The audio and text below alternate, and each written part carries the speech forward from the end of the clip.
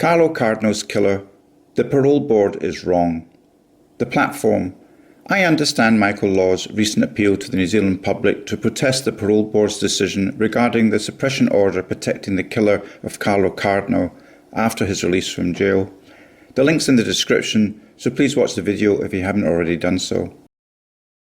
It is a horrible situation, and it's completely human to feel shaken, conflicted, even sickened by it when a crime is this brutal and its impact this deep. What Michael Laws is expressing through his conversation is something many ordinary New Zealanders feel, but often don't articulate clearly. The legal reasoning and moral reality does not line up. Michael Laws is totally correct. The parole board made an appallingly wrong decision. The man who raped and killed 13-year-old Karla Cardno in 1989 has been denied parole. Today, Paul Daly said he did not seek release and that he'd been moved to a self-care unit at Auckland South Correction Facility, which involved living with other men, and it was taking some use to no longer being locked up.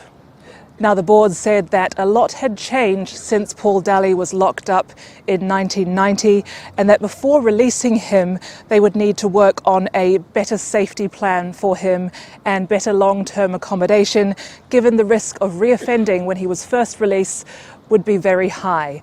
Now, Paul Daly was jailed in 1990 for the rape and murder of Karla Cardno the year earlier, who he abducted when she rode her bicycle home from Taita.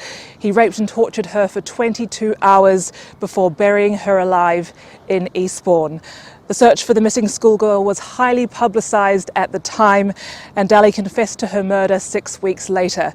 It wasn't until 2 decades later, though, that he apologised for the murder when the parole board asked him what he would do if Karla Cardno's family were in the room at that time.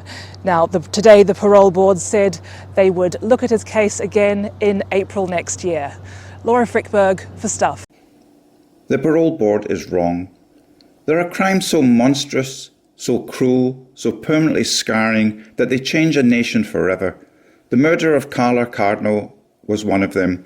It was not just a killing, it was an act of brutality that tore at the soul of every New Zealander. Now, decades later, we are being told that the man responsible should walk free into our communities, even though he still requires intensive supervision. That is not justice. That is not safety. That is not acceptable. If a man still needs GPS monitoring, curfews, secret housing, and constant oversight, then he is not rehabilitated. He is not safe. He is not normal. He is a continuing risk, and the parole board's own conditions prove it. Ordinary families are expected to trust that this risk can be managed, while being denied the right to know where he is, what he looks like now, or whether he is living near their children, or even their elderly parents. This secrecy does not protect the public. It protects the killer. It shields him from the consequences of his own actions while leaving families in the dark. Parents are told to simply hope he is not placed near their child's school. Elderly people living alone are told to trust a system that has already failed, with catastrophic consequences. New Zealand abolished the death penalty. Fine, but that does not mean we must accept the release of a man whose crime was so horrific that it still haunts the country. If we cannot execute him, then we can and should keep him in prison for life. Taxpayers already fund prisons. We already house dangerous offenders. Keeping one more behind bars is not an unreasonable burden when weighed against the safety of innocent people. The law may say he has served his time, but the law also says the parole board must consider public safety above all else.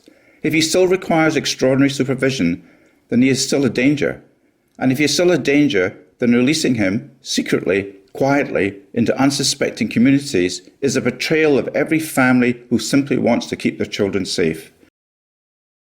This is not about vengeance. It is about protection. It is about the right of ordinary people to live without fear. It is about ensuring that the most vulnerable, children, the elderly, people living alone, are not put at risk because the system feels obligated to release a man who has forfeited every claim to trust. Some crimes are so severe that the offender should never again walk freely among the public.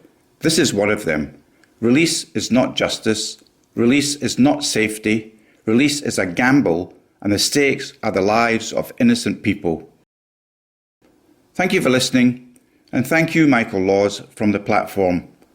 WhangāreiTim.